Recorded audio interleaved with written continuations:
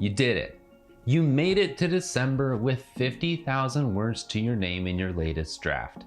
Congratulations. But what do you do now that it's over? Let's talk about it.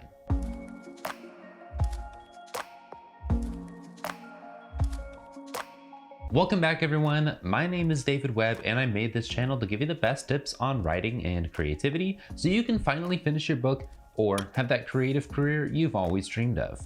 We just wrapped up another National Novel Writing Month, one that's taken place in one of the most stressful years in our nation's recent history. And you may be wondering, what comes next? Well, the very first thing that I want you to do is celebrate.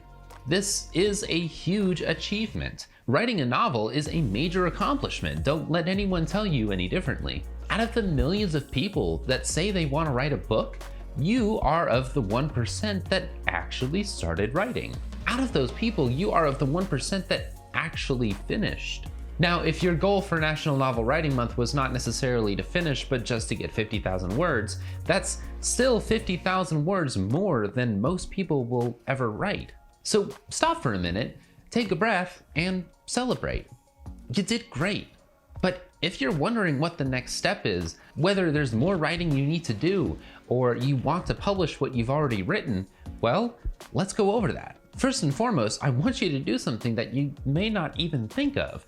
I want you to put the book down and don't even look at it for at least a month. If you have finished the first draft of your book, it's going to be very tempting to try to find an editor for it, or try to edit it yourself, or even just send it off to a publisher. But in my opinion, there's really only one right choice when it comes to what to do with your first draft, and that is to set it aside.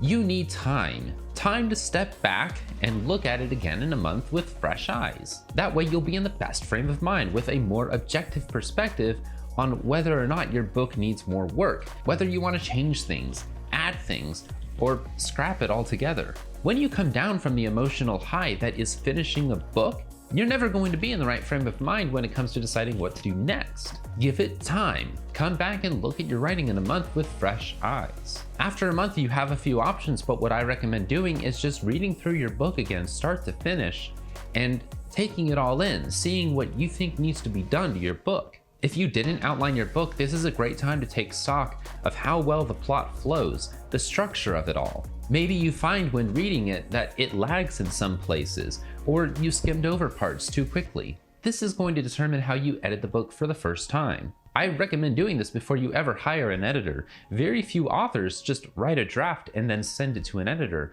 They do some self-editing first. But if you want to improve on the book you already have, I recommend reading through it and then start self-editing. However, you may also read your book and decide that it's not done. I'm sure most of you have realized by now that most books that you've read are not 50,000 words.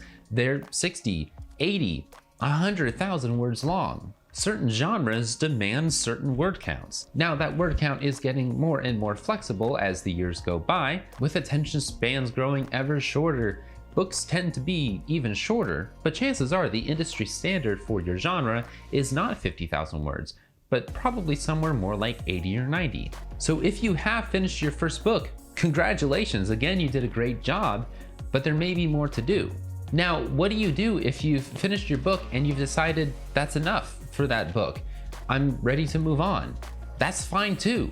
And that brings us to the next point, which is to not stop writing. I know I said set your book aside for a month, but there are other things you could be writing. Are you wanting to write a series? Start working on the next book in the series. Do you have an idea for another book? Start working on that. But all too many writers see National Novel Writing Month as that 1 month a year when they sit down and write a book, which is great. There's nothing wrong with that. But for a lot of people, that's the only time that they sit down and write. Brand new writers make the mistake of jumping in National Novel Writing Month and then stopping when November ends and then not picking it back up again until next year. And I'd warn against that very strongly, because the great thing about National Novel Writing Month is not that you end up with a 50,000 word book by the end of the month, but it's that you've established a daily writing habit, something that you know, if you've ever watched this channel, I am a very big supporter of. Nothing will change your writing career like writing every single day.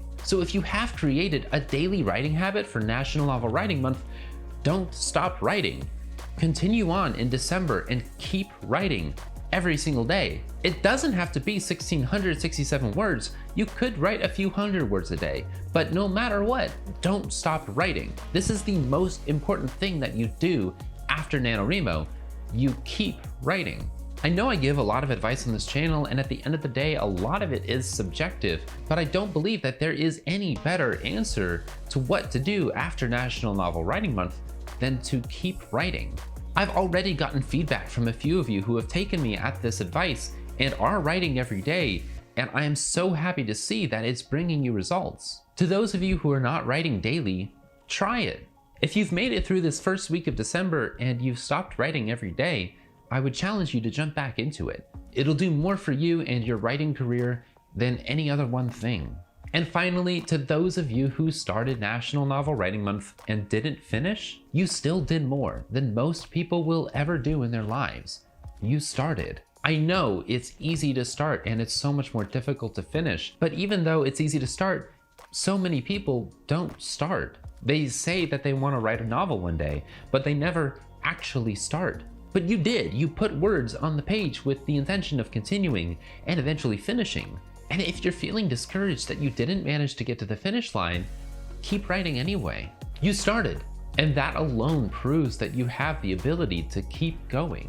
So just like those of you who hit the 50,000 word mark, keep writing. Because even if you didn't manage to finish, if you started, I have faith that you'll be able to finish. You just gotta keep at it.